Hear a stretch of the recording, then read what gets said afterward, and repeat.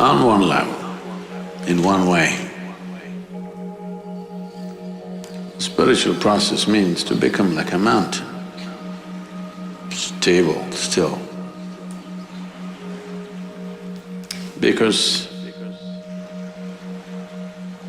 it's only when somebody has a very stable base, many things can be done.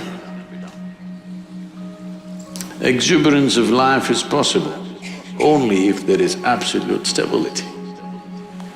Otherwise, exuberance will lead to madness. Yes. That's why a lot of people who are a little creative, little active, little exuberant, always end up being freaky and nearly insane. Because without stability, you cannot have a dance going. This is why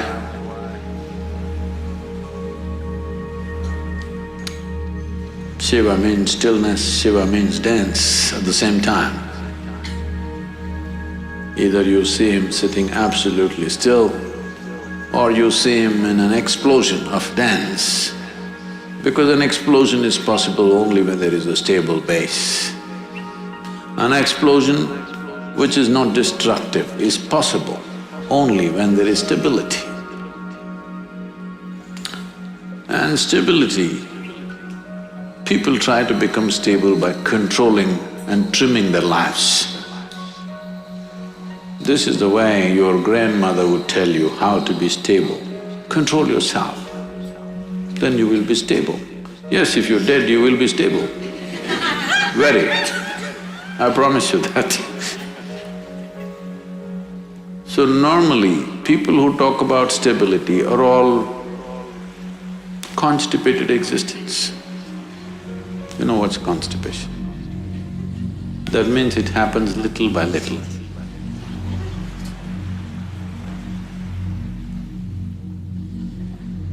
Their joy, their love, their ecstasy happens little by little, here and there.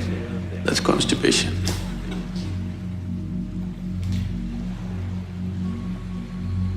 So, stability is not because you have trimmed your life down or pruned it down to minimal and you're stable. That's of no consequence. Stability because you see everything utterly clearly. That is why when we say Adiyogi, we're talking about stability, at the same time an exuberant dance. This is possible only because he has more than two eyes, not necessarily three, more than two.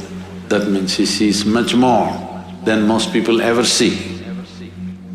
Because he sees much more, able to be stable. If you see only one part of it, you cannot be stable. So the entire effort is to see better. Darshan, seeing, you know. The entire culture has always been talking about it. You go to temple not for sending petitions, but for darshan, to see better. Fundamentally, why people are not able to see what is there with life is simply because identifications with so many things. Starting with the body, the identifications have gone into so many things. The moment you identify with something, your entire mind understands that it needs to be protected and just works for that. So how do I break my national identity, my religious identity, my racial identity? You don't have to go like this. If you break your identification with your own body, it's gone. Everything is gone because everything is rooted in that. Everything is just an amplification of your identification with the limited boundaries of your own body. The moment you get identified with this, rest of the identification is only multiplication. And it multiplies pretty rapidly. The more successful you are with whatever you're doing, you will multiply much faster. And you will be able to see less and less as your identities grow. The drama, the psychological drama raises in crescendo, won't allow you to see anything. Your own thoughts and emotions will drown you. Unfortunately, the world has been constantly pushing people to believe that what's happening in your mind is very important. I've been trying to convince the world what's happening in your mind is just trash. No, Sadhguru, I'm thinking about God, that is also trash.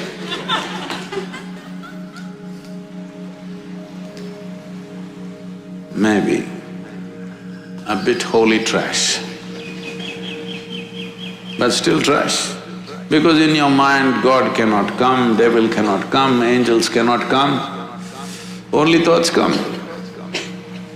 It's a fool who identifies one thought as sacred, another thought as something else.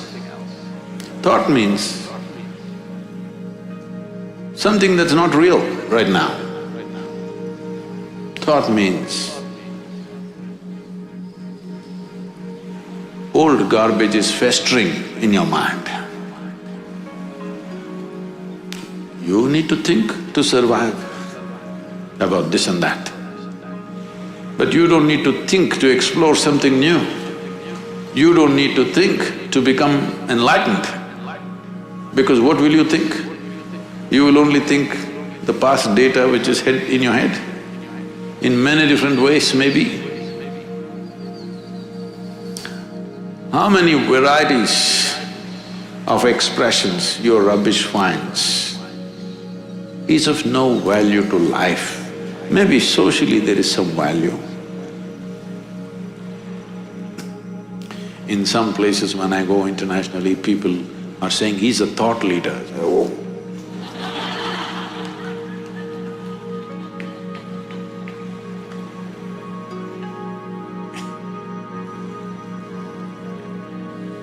No thought.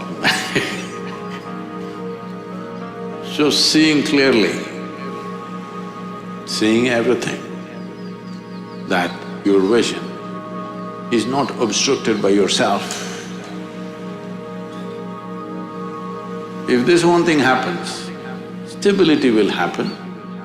Exuberance, you don't have to worry because that's the nature of life itself. Everything is exuberant. Stability it takes to allow exuberance to happen.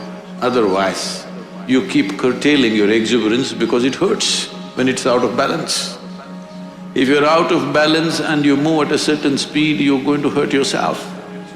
Whether you're riding a bicycle or you're riding the cosmos, if you're out of balance and you attain speed, you're going to hurt yourself very badly.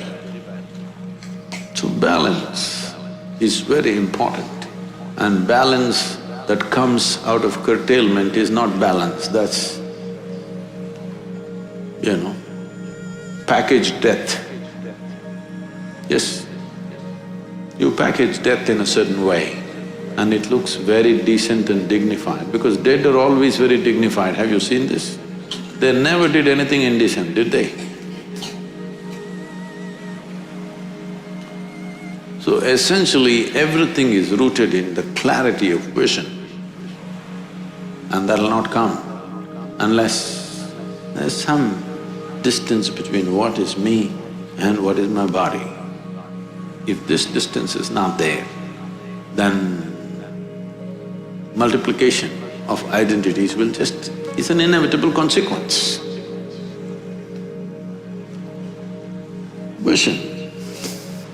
If you pay attention to these mountains, you should go crazy every day, though I carried it for my entire lifetime. Still I go crazy looking at it. Either you're not seeing it, or you're looking at it and not seeing it. Once Shankaran Pillai came to Isha Yoga Center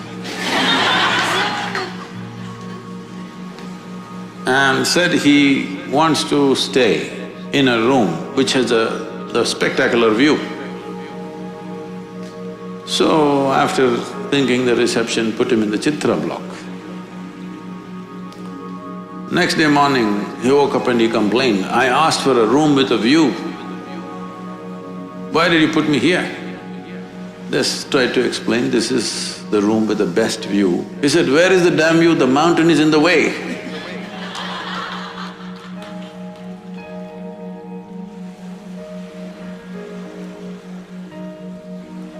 Mountain never gets in the way, it's just you. To look beyond yourself, that's all there is.